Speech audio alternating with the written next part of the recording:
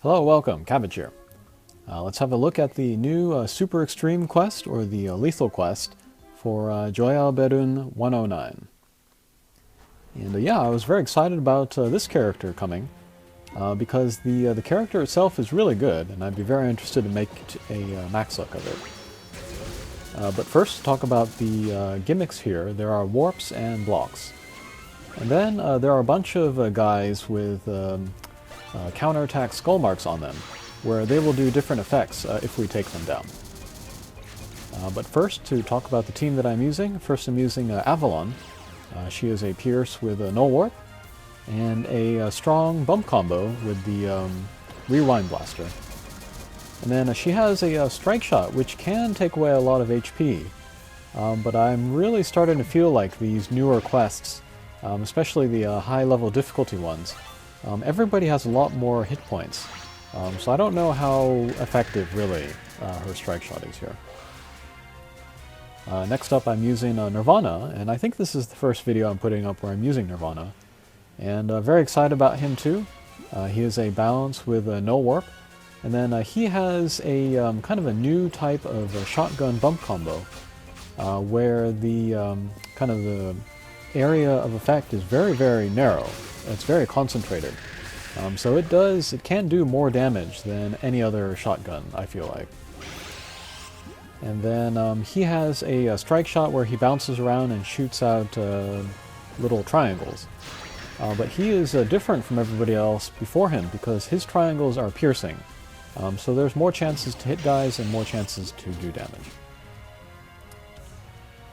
But then to talk real quick about the enemies that we are facing.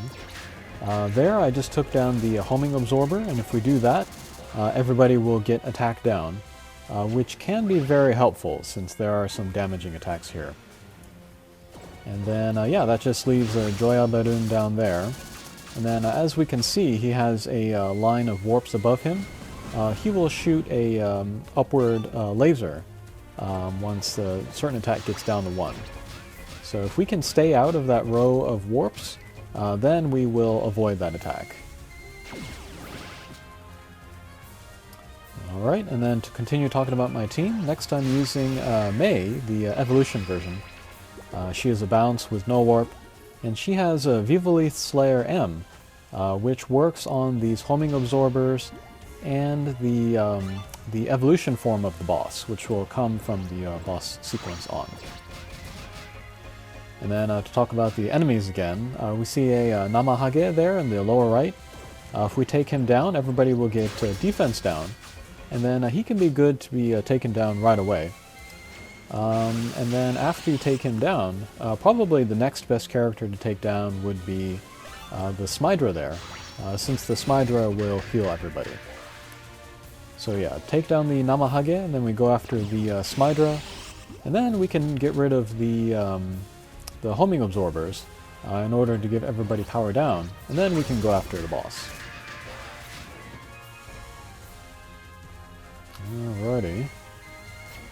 And then finally, the character I'm using is Brahma, the Transcendent form. He is a balance with no warp, and then he has both Wood Slayer and Wood Resistance, so he's pretty much perfect for this quest. He also has a Blast bump combo, so he can help my other characters get out their bump combos. And then an Explosion on First Contact Strike Shot, which is very, very powerful, but actually I won't be using it this run.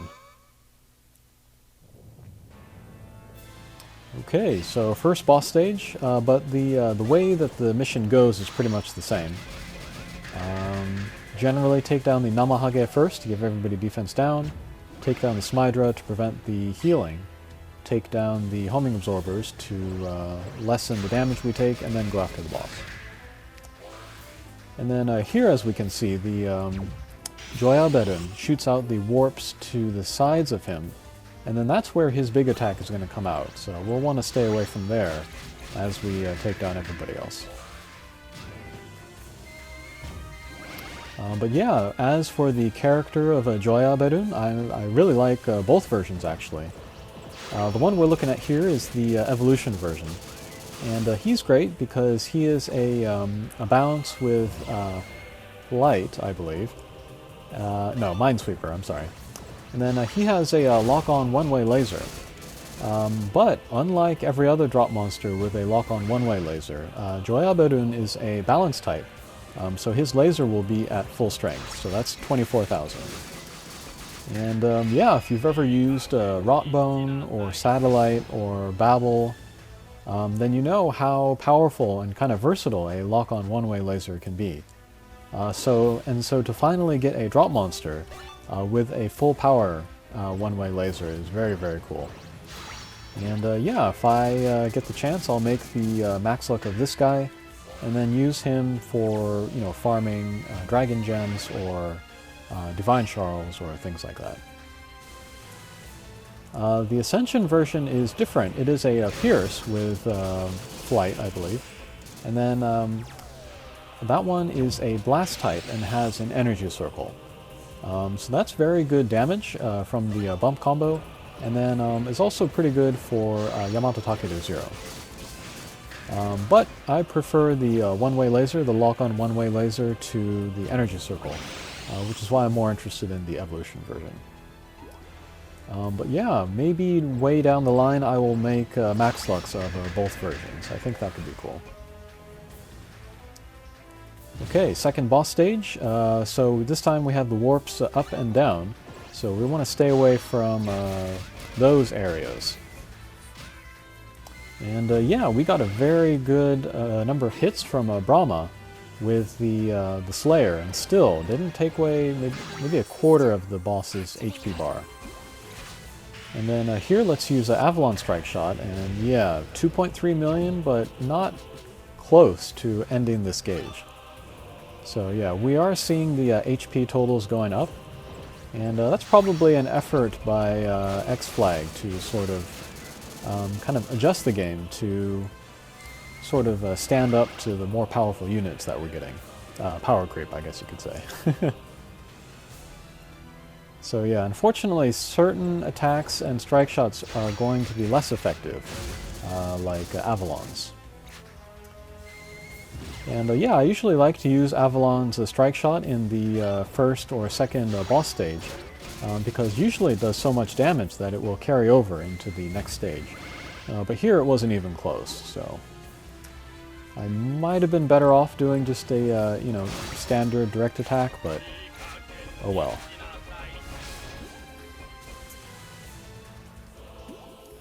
Okay, last stage here. Yeah, same as always. Namahage, Smydra, Homing Absorber is boss. And yeah, there are a number of blocks around, but I wouldn't say it's super necessary to bring a guy with null block.